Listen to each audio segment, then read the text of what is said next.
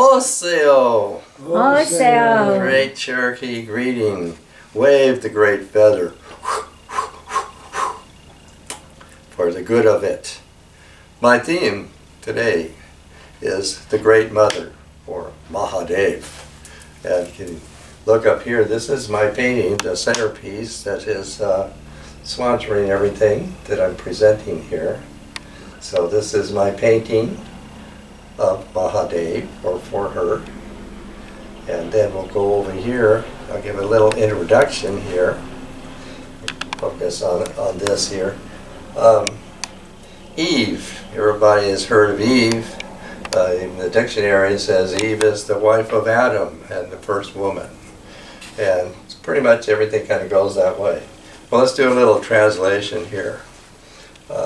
First of all, Eve, like Adam and Eve, this is rather the creation. The story of Adam and Eve is the creation of the Masoretes, who wrote the Masorah, that was entered in, or lodged in, to biblical tradition or history about 800 to 1,000 years ago there, basically. So that's where Adam and Eve came, and by that time it seems a lot of things have gotten forgotten or not set right.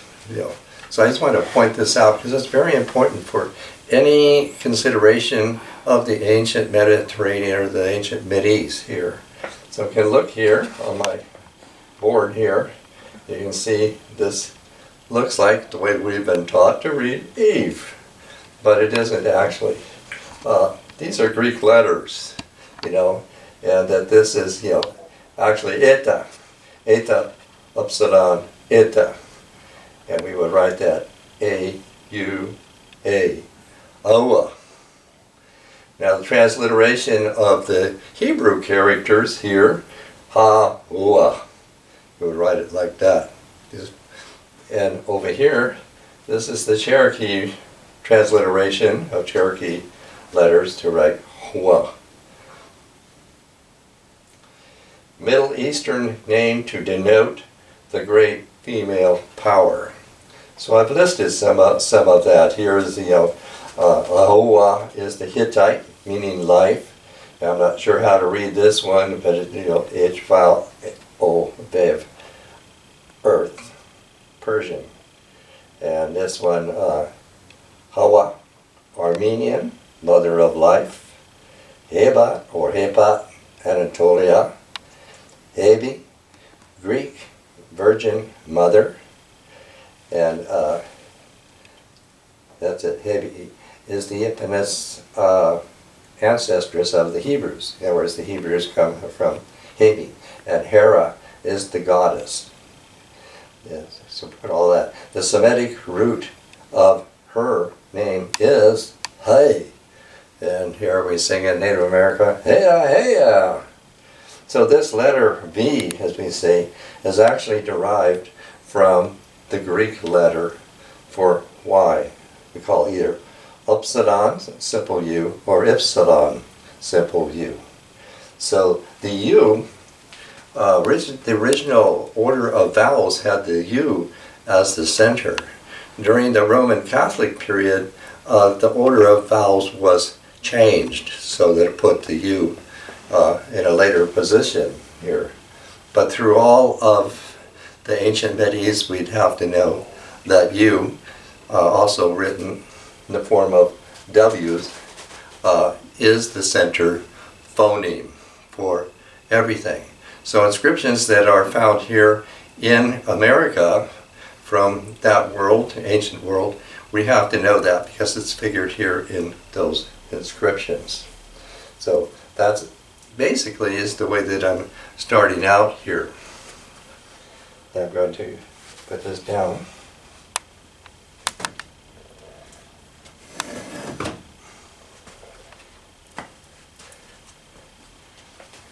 Here, back to my painting here, to just see this, to begin with. This is my feeling, conception, expression of Mahadev, the Great Mother, and what I feel about that. So the things that I have collected here are all under this. So we can go here to this figure here. This beautiful, extraordinary figure. This is from the people called the Dogon. The Dogon are really marvelous people. They are considered to have the most nuanced language in the world. And this is, of course, the mother, the goddess mother of those people here. I don't know how old it is. It was found in a cave in Mali. And it's very interesting because here her offspring, it seems that stemming out of her hand under her navel, under her belly, and emerging here. So this is very much a figure of the African mother. Dogon also consider themselves as having come from the star Sirius, and they're very serious about that. There. Another figure here, to go to this one.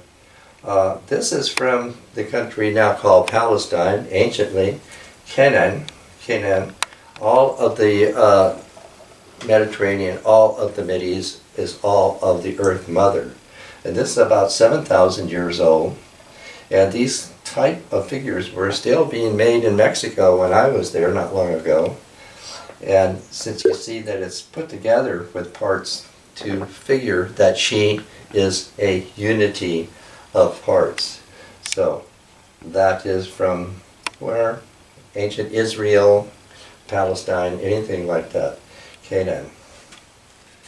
And this figure here, this is from the Isle of Rhodes, 2,600 years ago. The Isle of Rhodes is really very, very, very important isle, well south of the coast of Turkey and like that, but a very major center that established anciently all of the latitudes for all of the sacred sites that extended over here to America. And here, this one is from prehistoric Japan.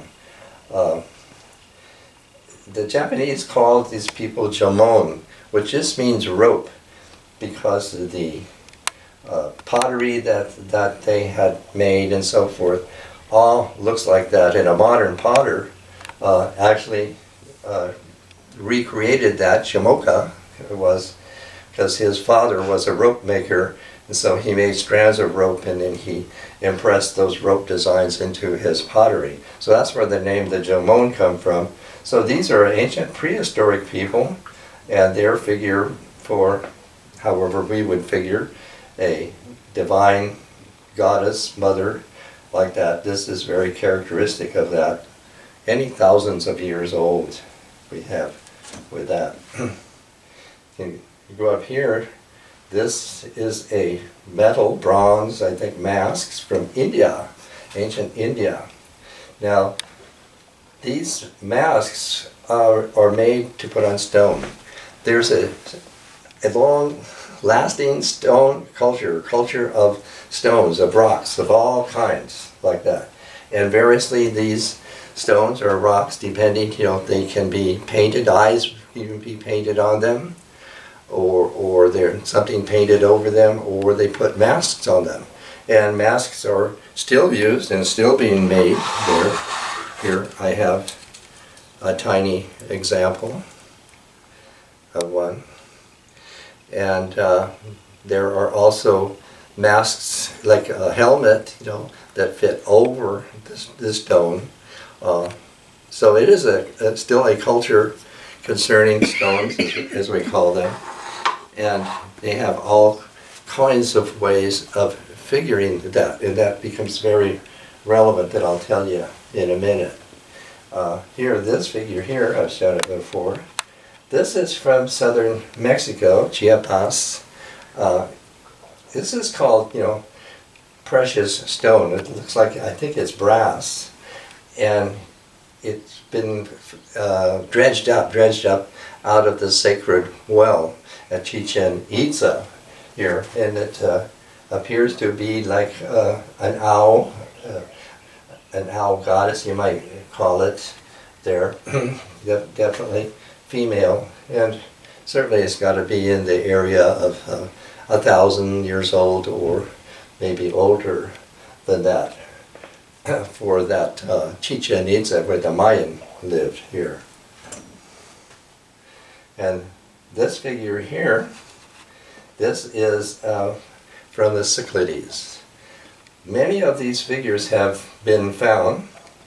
They're not real big, you know, about this size as far as I know. They're all made of marble of various shades, different color tones like that.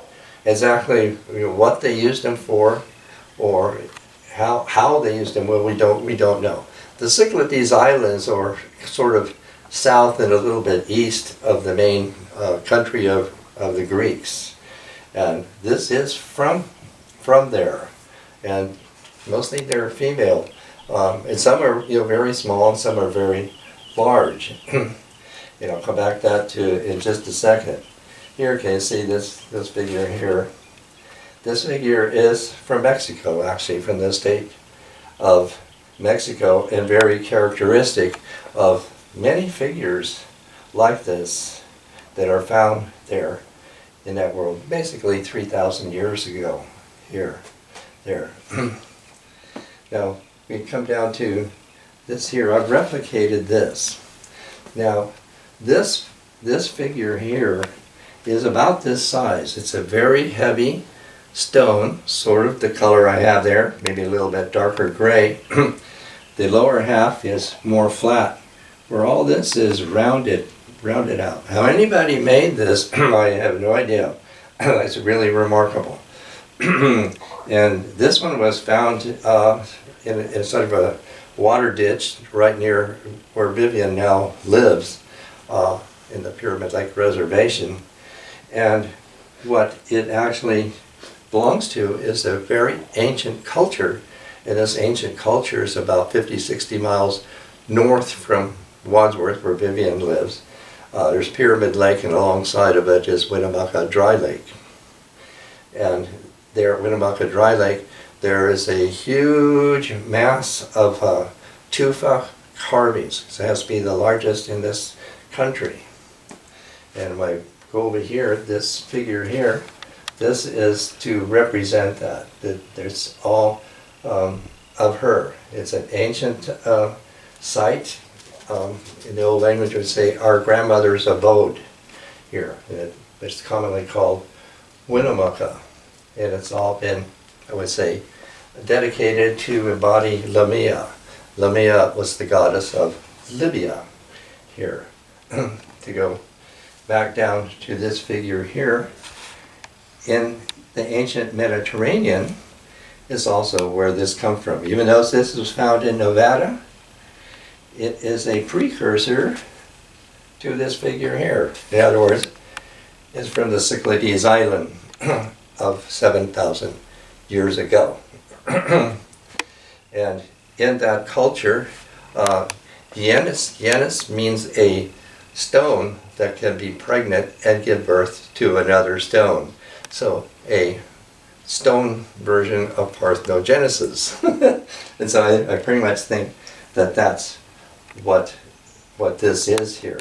So the relationships that we have from the ancient part of Turtle Island here to the ancient world of the Mediterranean.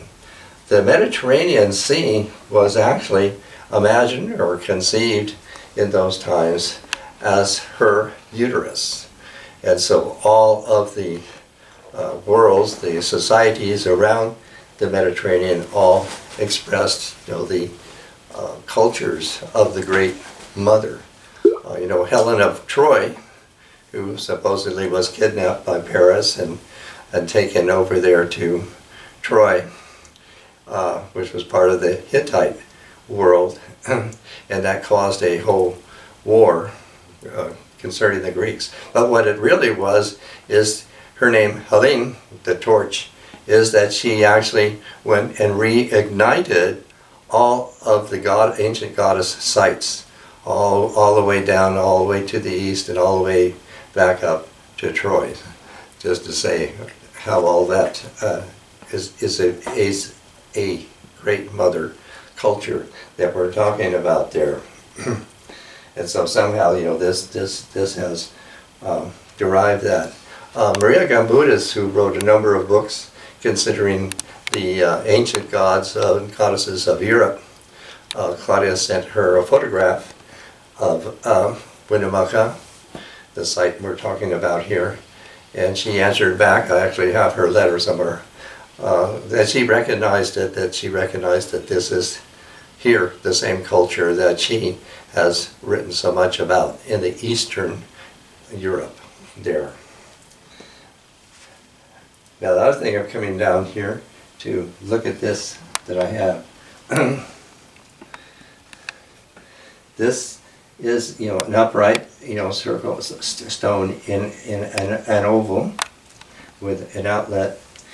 In India, this belongs to the culture of India. I said there's a stone culture of stones of all kinds, and this would be characteristically called the lingam and the yoni, and variously, depends on who, have kind of made a mistake about it, that this is a phallic symbol. It's a phallic stone of the god Shiva turned into a phallic Hindu god there, and the base of that is the vulva.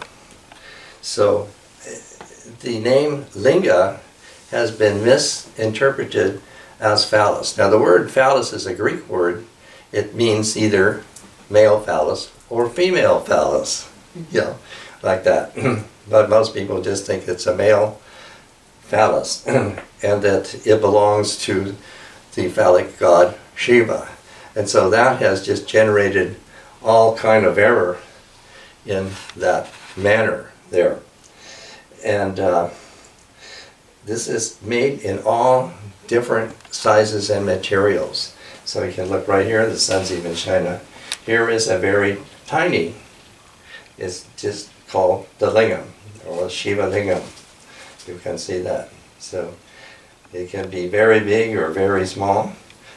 In Hawaii, there is a recently built Shiva temple where there is a huge Shiva lingam made of ice. So it can be all kind of things. But the main thing is, what I'm stressing here is that something has gotten confused. Shiva, the word just means auspicious. And who Shiva really is anciently Sri Mahasukha, which means, the Sri is like a brilliant, a brilliant, great light, basically, who dwells in the Sukhavati. Sukhavati is the name of her generative organ. So Shiva dwells in her generative organ, is basically what that is. And Sukha would basically mean like subtle body there. So it's not, Shiva is actually the indweller of the Great Mother. And a Native American, Coyote, can answer to her likewise there. And all of this here, then I come to this figure here, looks very different. This is a Navajo. This is a Navajo doll made like a Navajo by a Navajo woman, like that. I have this here to represent changing woman here in Native America, Turtle Island, changing woman, Atanailihe, the woman who changes again and again. She is the supreme ancestress of Native America, and that's who this doll is representing for me in this very theme here. At other times I do, quite a bit talk, about changing woman here. And then we can look here at this piece. This is my drawing painting here, and I'm going to read a piece from that, so you have that well in focus.